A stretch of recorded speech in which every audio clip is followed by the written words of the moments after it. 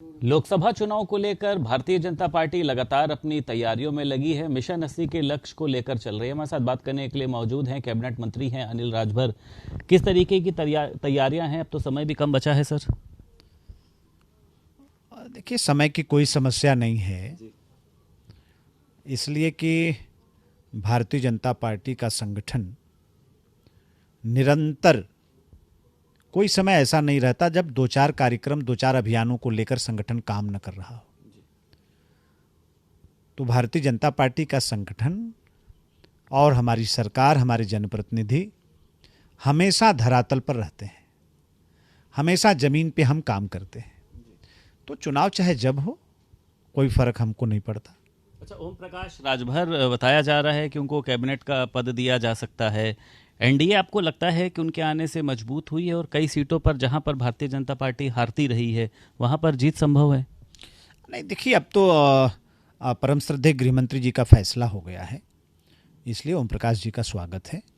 और निश्चित तौर पर हम सब लोग जब मिल के लड़ेंगे तो ताकत तो बनेगी ही, और निश्चित तौर पर एनडीए को फायदा होगा, भारतीय जनता पार्टी को फायदा होगा। शिवपाल यादव कह रहे हैं कि मैं ओम प्रकाश राजभर की जमानत जब्त करवा दूंगा, वो चाहे कुछ भी कर लें। तो आप कितना सहमत हैं इस बयान से सर? शिवपाल यादव बेचारे असल में अनिर्णय की स्थिति में हैं सम्मान नहीं और उनका मन लग नहीं रहा है, मुझको लगता है। तो बीजेपी में बुला लीजिए उनको भी। और कहीं न कहीं मन में छटपटाहट है जो चेहरे पे और उनके बयानों में दिखाई दे रही है। और मैं कहूँगा कि थोड़ा शिवपाल जी बड़ा सोचें, अच्छा सोचें, प्रदेश और देश के हित में सोचें, परिवार के दायरे से बाहर होकर सोचें, तो उनको समझ में आएगा।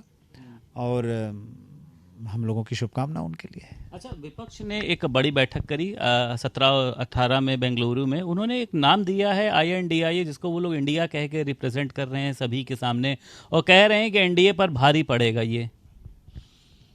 देखिए, हमने तो कई बार विधानसभाओं में भी बयान दिया है कि अंग्रेजों के बताए गए रास्ते पर विपक्ष पता नहीं क्यों चलना चाहता है। ये जातीय जनगणना की बात कर रहे थे। आज़ाद हिंदुस्तान में तो कभी जातीय जनगणना हुई नहीं, अंग्रेजों ने एक बार कराया था। तो ये अंग्रेजों के रास्ते पर चलने में ज़्यादा इनकी दिलचस्पी दिख रही है। देखिए, चाहे नारा, चाहे नाम कोई गढ़ ले विपक्ष, लेकिन जनता जो हिंदुस्तान की है उसके बीच में ये लोग पूरी तरीके से बेनकाब हैं। इनके चेहरों को बहुत अच्छी तरीके से जनता पहचानती है, इनके कामों को बहुत अच्छी तरीके से जनता जानती भी है। इनकी मानसिकता क्या है, उद्देश्य क्या है, इसका अंदाज़ा भी हिंदुस्तान की जनता को, भारत की जनता को है। इसलिए इनकी कहीं कोई दाल गलने वाली नहीं है। आप चुनाव का परिणाम आने दीजिए।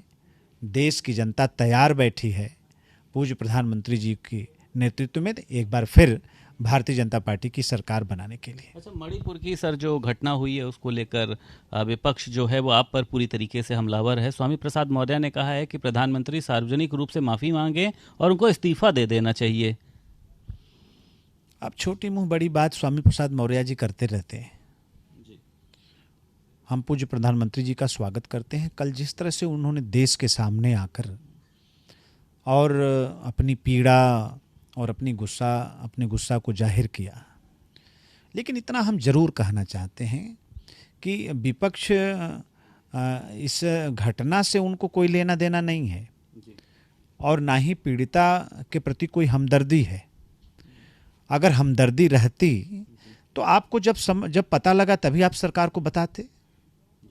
आप इंतजार करते रहे कि कब संसद सत्र चले और हमको एक मुद्दा मिले सरकार पर हमला बोलने का। आप उतनी बड़ी घटना को भी राजनीति के दायरे में घसीट रहे हैं, आप राजनीति कर रहे हैं। तो इस घटना की रक्षा हम लोग कहीं नहीं कर रहे हैं, उसका वह दुखद है।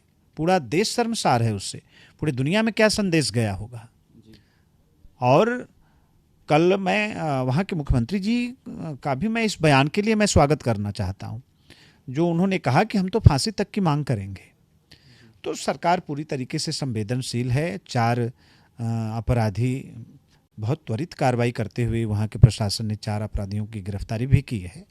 हाँ, लेकिन ये है कि उस घटना में जो भी शामिल है किसी को नहीं छोड़ना चाहिए, कोई बचना नहीं चाहिए। कल आप लोग वृहद वृक्षारोपण के कार्यक्रम में शामिल होंगे, हालांकि अभी वृक्षारोपण हुआ भी नहीं, लेकिन अखिलेश यादव ने ट्वीट किया है ये जो 35 करोड़ जो भी पौधे आप लोग लगाने जा रहे हैं ये सिर्फ कागजों पर होंगे, धरातल पर नजर नहीं आएंगे। भारतीय जनता पार्टी सिर्फ ब्रांडिंग करती रहती है।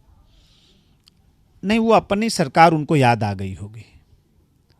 2012 से लेकर और 17 के बीच में जो वृक्षारोपण उन्होंने कराया तो उसका हश्र क्या है और किस मानसिकता से कराया, वो वृक्ष कहाँ है।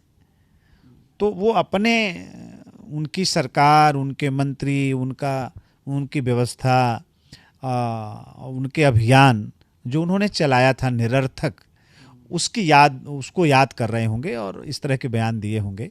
लेकिन हम लोगों को प्रसन्नता है कि आज पूरी उत्तर प्रदेश की सरकार, यहाँ तक कि भारतीय जनता पार्टी का संगठन भी, हाँ, हम सब लोग मिलकर एक वृहद वृक्षारोपण, आप जानते हैं कि हर समस्या के साथ साथ दुनिया का पर्यावरण से जुड़ी जो समस्या है उसके निदान की तरफ भी दुनिया भारत को देख रही है। और पूज्य प्रधानमंत्री जी के नेतृत्व में भारत ने एक बहुत बड़ा संकल्प लिया है और उत्तर प्रदेश के अंदर हम लोग उस अभियान को, प्रधानमंत्री जी के संकल्प को साकार करने के लिए हम लोग एक संकल्प के साथ हम लोग आ रहे हैं। वृहद वृक्षारोपण का कार्यक्रम कल संपन्न होने जा रहा है। राष्ट्रीय संगठन महामंत्री BL संतोष पहुंच रहे हैं 2 दिन लखनऊ के दौरे पर। बताया जा रहा है मंत्रियों से भी मुलाकात करेंगे, कार्यकर्ताओं से भी, तमाम लोगों से मिलेंगे। तो लग रहा है कि एक रणनीति तय होगी, आप लोगों को दिशा निर्देशित किया जाएगा कुछ। हम लोगों का सौभाग्य है, उनका आगमन हो रहा है, उनका अभिनंदन है और निश्चित तौर पर उनका आना, उनका मार्गदर्शन, उनकी बातें, तो हम लोगों का सौभाग्य है कि उनकी बात सुनने को मिलेगा या उनका मार्गदर्शन मिलेगा। अच्छी बात है। ठीक है, बहुत शुक्रिया बात करने के लिए। उत्तर प्रदेश सरकार में कैबिनेट मंत्री अनिल राजभर हमारे साथ मौजूद थे। लखनऊ से वीडियो जर्नलिस्ट अरविंद के साथ संदीप खेर, भारत समाचार।